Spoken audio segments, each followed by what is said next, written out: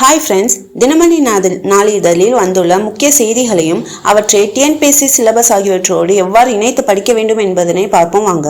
முதலாவதாக நிதி ஆயோக் கூட்டம். நிதி ஆயோக்கில் சிஎம் ஜோசப் விஜய் முன்வைத்த கோரிக்கைகள் என்னென்ன? நீட் தேர்வு விலக்கு, 3284 கோடி கல்வி நிதி விடுவிப்பு, கோவையில் 2வது எய்ம்ஸ், திருக்குறளை தேசிய இலக்கியமாக அறிவித்தல். மேலும் நிதி ஆயோக் பற்றிய மேலும் விவரங்களை பார்ப்போம். நிதி ஆயோக் என்பது இந்திய அரசாங்கத்தின் கொள்கைகளின் யோசனை குழுவாகும். திட்டக்குழுவிற்கு மாற்றாக ஆகஸ்ட் 13, 2014 நிதி ஆயோக் ஏற்படுத்தப்பட்டது. பிரதம மந்திரி நிதி ஆயோக்கின் தலைவர் மற்றும் மத்திய அமைச்சர்கள் அதன் உறுப்பினர்கள் ஆவர். நிதி ஆயோக்கின் துணைத் தலைவர் அதன் செயல் தலைவராக உள்ளார் மற்றும் அதன் முதல் துணைத் தலைவர் அரவிந்த் பனகாரியா ஆவார். National institution for transforming India என்பதன் சுருக்கமே நிதி ஆயோக் என்பதாகும். ஜனவரி 1, 2015 அன்று அமைச்சரவை குழுவின் தீர்மானத்தின் மூலமாக நிதி ஆயோக் அமைக்கப்பட்டது. தற்போதைய துணைத் தலைவர் தற்போது கரண்ட் அஃபேர்ஸின் படி அசோக் குமார் லஹரி ஏப்ரல் 2026 நியமிக்கப்பட்டார். அவர் முன்னாள் சீஃப் எக்கனாமிக் அட்வைசர் ஆவார். அடுத்ததாக திட்டமிடலின் இலக்கணங்களை பற்றிய அறிஞர்களின் கூற்று. பொருளாதார திட்டமிடல் என்பது தனியார் உற்பத்தி மற்றும் விநியோக நடவடிக்கைகளை கூட்டாக கட்டுப்படுத்துவது அல்லது ஒடுக்குவதை குறிப்பதாகும். இதனை ராபின்ஸ் என்பவர் கூறியுள்ளார். அடுத்ததாக டால்டன் அவரின் கூற்று. பொருளாதார திட்டமிடல் என்பது தேர்ந்தெடுக்கப்பட்ட இலக்குகளை அடைய உரிய பொறுப்பில் உள்ளவர்கள் நிதானமாக சிந்தித்து இருக்கக்கூடிய பொருளாதார வளங்களை அதிக அளவில் பயன்படுத்த சுட்டி காட்டும் வழிமுறைகளே ஆகும். அடுத்ததாக HD டிக்சன். பொருளாதார திட்டமிடல் என்பது முக்கிய பொருளாதார முடிவுகளை எடுப்பது என்ன, எவ்வளவு உற்பத்தி செய்யப்பட வேண்டும் மற்றும் பொருளாதார அமைப்பின் விரிவான கணக்கெடுப்பின் அடிப்படையில் ஒரு தீர்மானிக்கப்பட்ட அதிகாரத்தின் நனவான முடிவால் ஒதுக்கப்பட வேண்டும் என்பது ஒட்டுமொத்தமாக தீர்மானிக்கிறது. இது HD டிக்சன் கூற்று. அடுத்ததாக இந்தியாவில் திட்டமிடுதலின் பரிணாம வளர்ச்சியை கீழ்கண்ட நிகழ்வுகளிலிருந்து புரிந்து கொள்ளலாம். விஸ்வேஸ்வரய்யா திட்டம். இந்தியாவின் முதல் பொருளாதார திட்டம் 1934 கர்நாடகாவின் புகழ்பெற்ற பொறியாளரும் மைசூர் அரசின் முன்னாள் திவானுமான சர் எம் விஸ்வேஸ்வரய்யா அவர்களால் இந்தியாவிற்கான திட்டமிடப்பட்ட பொருளாதாரம் எனும் நூல் மூலமாக முன்வைக்கப்பட்டது. அவருடைய திட்ட அடிப்படையானது நம் நாட்டை வேளாண் பொருளாதாரத்திலிருந்து தொழில் பொருளாதாரமாக மாற்றும் அடிப்படையை கொண்டிருந்தது. அடுத்ததாக ஃபிக்கி, இந்திய வர்த்தக மற்றும் தொழில் கூட்டமைப்பின் திட்டம். 1934 இந்திய தொழிலதிபர்களின் கூட்டமைப்பான இது இந்தியா போன்ற பின்தங்கிய நாடுகளின் வளர்ச்சிக்கு ஒருங்கிணைந்த திட்டங்கள் மேற்கொள்ளப்பட வேண்டும் மற்றும் அதற்கென தேசிய திட்டக்குழு ஏற்படுத்தப்பட வேண்டும் என்றும் பரிந்துரை செய்தது. அடுத்ததாக காங்கிரசின் திட்டம். 1938 தேசிய திட்டக்குழு இந்திய தேசிய காங்கிரஸ் நேருவின் தலைமையில் உருவாக்கப்பட்டது. காங்கிரஸ் தலைவராக அப்போது இருந்த சுபாஷ் சந்திர போஸின் பெரும் முயற்சியே இதற்கு காரணமாகும். அடுத்ததாக பம்பாய் திட்டம் இந்தியாவின் பொருளாதார மேம்பாட்டு திட்டத்தின் பிரபலமான தலைப்பாகும். இதனை இந்தியாவின் முன்னணி முதலாளித்துவங்களான Purushothaman Das, Tagore Das, JRD Tata, GD Birla, Lala Ram, Kasturibai Lalbhai, AD Shroff, அவதேஷ்வர் Dalal மற்றும் ஜான் மத்தாய் அவர்களால் 1944 முதல் 1945 வரை உருவாக்கப்பட்டது. அடுத்ததாக காந்திய திட்டம். 1944 ஸ்ரீமன் நாராயணன் அகர்வால் என்பவரால் முன்வைக்கப்பட்டது.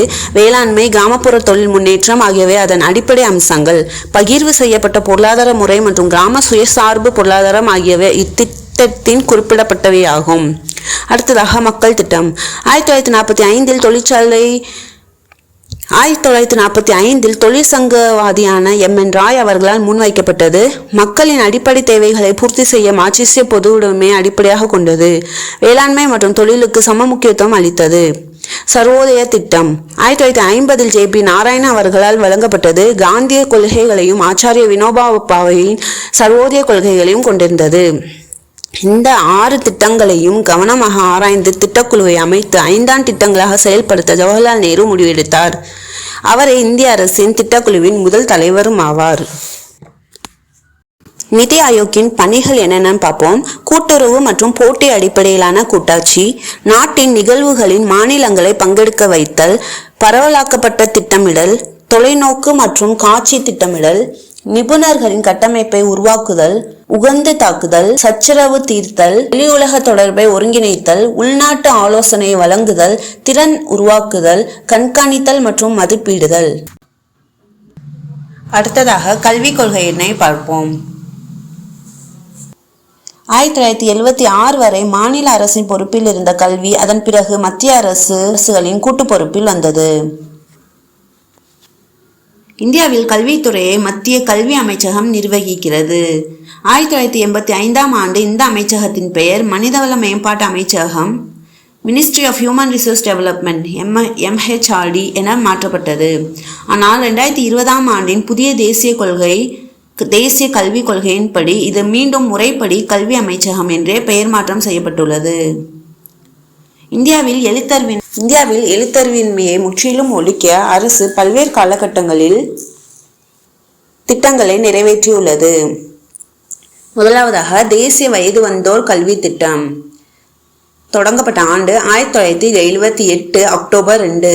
பள்ளிக்கு செல்லாத 15 முதல் 35 வயதுக்குட்பட்ட வயது வந்தோருக்காக தொடங்கப்பட்ட முதல் முக்கிய தேசிய திட்டம் இதுவாகும். அவர்களுக்கு அடிப்படை கல்வி, வேலைவாய்ப்பு திறன் மற்றும் விழிப்புணர்வை ஏற்படுத்துவதே இதன் முக்கிய நோக்கம். ஊரக திறனாய்வு மற்றும் கல்வி திட்டங்கள், ரூரல் ஃபங்க்ஷனல் லிட்ரேசி ப்ராஜெக்ட். இதன் நோக்கம் கிராமப்புறங்களில் குறிப்பாக பின்தங்கிய பகுதிகளில் வசிக்கும் மக்களுக்காக எழுத்தறிவை எட்ட செய்வதற்காக தொடங்கப்பட்டது. விவசாயம் மற்றும் ஊரக தொழில்கள் சார்ந்த நடைமுறை அறிவோடு கூடிய கல்வியை இது வழங்குகிறது. அடுத்ததாக தேசிய எழுத்தறிவு இயக்கம், நேஷனல் லிட்ரஸி மிஷன் தொடங்கப்பட்ட ஆண்டு 1988. இந்தியாவில் எழுத்தறிவின்மையை ஒழிப்பதில் இது ஒரு மிகப்பெரிய மைல்கல். முழு எழுத்தறிவு பிரச்சாரம் மூலம் 15 முதல் 35 வயதுடைய அனைவருக்கும், குறிப்பாக பெண்களுக்கு முழுமையான செயல்பாட்டு எழுத்தறிவை வழங்குவதை நோக்கமாக கொண்டு செயல்பட்டது.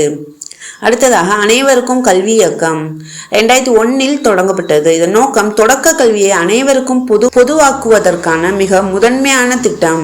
6 முதல் 14 வயது வரையிலான அனைத்து குழந்தைகளுக்கும் இலவச மற்றும் கட்டாய கல்வியை வழங்குவதை இத்திட்டம் உறுதி செய்தது. இது தற்போது சமக்ர சிக்ஷா திட்டத்துடன் இணைக்கப்பட்டுள்ளது. சாக்ஷர் பாரத் மிஷன் 2009 தொடங்கப்பட்டது. இதன் நோக்கம் தேசிய எழுத்தறிவு இயக்கத்தின் மறுவடிவமாக இது கொண்டு வரப்பட்டது. குறிப்பாக பெண்களின் எழுத்தறிவு விகிதத்தை அதிகரிப்பதையும் கிராமப்புறங்களில் உள்ள வயது வந்தோருக்கு தொடர் கல்வி வழங்குவதையும் முதன்மையாக கொண்டு செயல்பட்டது. அடுத்ததாக புதிய இந்திய எழுத்தறிவு திட்டம். இது 2022 முதல் 2027 வரை செயல்பாட்டில் உள்ளது. தற்போதைய நவீன தேவைகளுக்கேற்ப 15 வயது மற்றும் அதற்கு மேற்பட்ட வயதுடைய பள்ளிக்கு செல்லாத 5 கோடி மக்களுக்கு அடிப்படை எழுத்தறிவு மற்றும் டிஜிட்டல் கல்வி அறிவை வழங்குவதற்காக மத்திய அரசால் தற்போது செயல்படுத்தப்பட்டு வரும் மிக முக்கிய திட்டம் இதுவாகும். கல்வி வளர்ச்சிக்கான முக்கிய சட்டப்படிகள் 86வது அரசியலமைப்பு திருத்தம் 2002, இந்திய அரசியலமைப்பின் பிரிவு 21A ஆர்டிகல் 21A கீழ் கல்வி கற்பது ஒரு அடிப்படை உரிமை என மாற்றப்பட்டது. கல்வி உரிமை சட்டம் RT ஆக்ட் 2009 6 முதல் 14 வயது வரையிலான குழந்தைகளுக்கு இலவச மற்றும் கட்டாய கல்வி சட்டப்பூர்வமாக உறுதி செய்யப்பட்டது. இந்தியாவில் கல்வியின் தரத்தை உயர்த்தவும் கட்டமைப்பை உருவாக்கவும் சுதந்திரத்துக்கு பிறகும் அதற்கு முன்பும் பல்வேறு முக்கிய குழுக்கள் அமைக்கப்பட்டன. பல்கலைக்கழக கல்விக்குழு, இதன் தலைவர் டாக்டர் சர்வப்பள்ளி ராதாகிருஷ்ணன், இந்தியாவின் முன்னாள் குடியரசுத் தலைவர் 1948 to 1949. இதன் நோக்கம் சுதந்திர இந்தியாவின் முதல் கல்விக்குழு இதுவாகும். உயர்கல்வி மற்றும் பல்கலைக்கழக கல்வியை மேம்படுத்த இக்குழு அமைக்கப்பட்டது. அடுத்ததாக பல்கலைக்கழக மானிய குழு UGC. இக்குழுவின் முக்கிய பரிந்துரையின் அடிப்படையில்தான் பல்கலைக்கழகங்களுக்கு நிதியுதவி அளிக்கவும் தரத்தை கண்காணிக்கவும் 1953ஆம் ஆண்டு பல்கலைக்கழக மானிய குழு தொடங்கப்பட்டது. இது 1956இல் நாடாளுமன்ற சட்டத்தின் மூலம் சட்டப்பூர்வ அமைப்பாக மாறியது. அடுத்ததாக இடைநிலை கல்விக்குழு 1952 to 1953. இதன் தலைவர் டாக்டர் A. லட்சுமண சுவாமி முதலியார், மெட்ராஸ் பல்கலைக்கழகத்தின் முன்னாள் துணைவேந்தர் ஆவார். இக்குழுவின் பெயர் இது பரவலாக முதலியார் கல்வி குழு என்றே அழைக்கப்படுகிறது. இதன் நோக்கம் பள்ளி அளவில் 6 முதல் 12ஆம் வகுப்பு வரையிலான இடைநிலை கல்வியை சீரமைக்க இக்குழு அமைக்கப்பட்டது. இக்குழுவின் பரிந்துரையின்படிதான் பல்நோக்கு பள்ளிகள், தொழிற்கல்வி பாடப்பிரிவுகள் மற்றும் 3 ஆண்டுகள் உயர்கல்வி 3 ஆண்டுகள் உயர்கல்வி, 4 ஆண்டுகள் உயர்கல்வி போன்ற அமைப்புகள் பரிந்துரைக்கப்பட்டுள்ளன. பிற முக்கிய கல்விக்குழுக்கள் கோத்தாரி கல்விக்குழு 1964 முதல் 1966 டாக்டர் DS கோத்தாரி தலைமையில் அமைக்கப்பட்டது. இக்குழு தான் இந்தியா முழுமைக்கும் பொதுவான 10+2+3 கல்வி முறையை முதலில் பரிந்துரைத்தது. கஸ்தூரி ரங்கன் குழு 2019. இக்குழுவின் பரிந்துரையின் அடிப்படையில் தான் தற்போதைய புதிய தேசிய கொள்கை உருவாக்கப்பட்டது. எழுத்தறிவின்மையை ஒழிப்பதற்கான மத்திய அரசின் முக்கிய நடவடிக்கைகள் மற்றும் சட்டங்கள். இதன் மூலம் அரசியலமைப்பு சட்டப்பிரிவு 45 டைரக்டிவ் பிரின்சிபல்ஸ் ஆரம்பத்தில் 14 வயதுக்குட்பட்ட அனைத்து குழந்தைகளுக்கும் இலவச கட்டாய கல்வி வழங்க அரசு முயல வேண்டும் என்று வழிகாட்டு நெறிமுறையாக இது இருந்தது. மத்திய அரசின் முக்கிய எழுத்தறிவு மற்றும் கல்வி தேசிய வயதொந்தோர் கல்வி திட்டம் 1972, கரும்பலகை திட்டம் 1987, தேசிய எழுத்தறிவு இயக்கம் 1988, அனைவருக்கும் கல்வி இயக்கம் 2001, சாக்ஷர் பாரத் 2009, சமக்ர சிக்ஷா 2018, புதிய இந்திய எழுத்தறிவு திட்டம் 2022 to 2027 வரை. 1951ஆம் ஆண்டில் இந்தியாவின் ஒட்டுமொத்த எழுத்தறிவு விகிதம் வெறும் 18.33% மட்டுமே இருந்தது. ஆனால் மத்திய மற்றும் மாநில அரசுகளின் இத்தகைய தொடர் நடவடிக்கைகள் மற்றும் திட்டங்களின் காரணமாக தற்போது இந்தியாவின் எழுத்தறிவு விகிதம் 77%க்கும் மேல் உயர்ந்துள்ளது.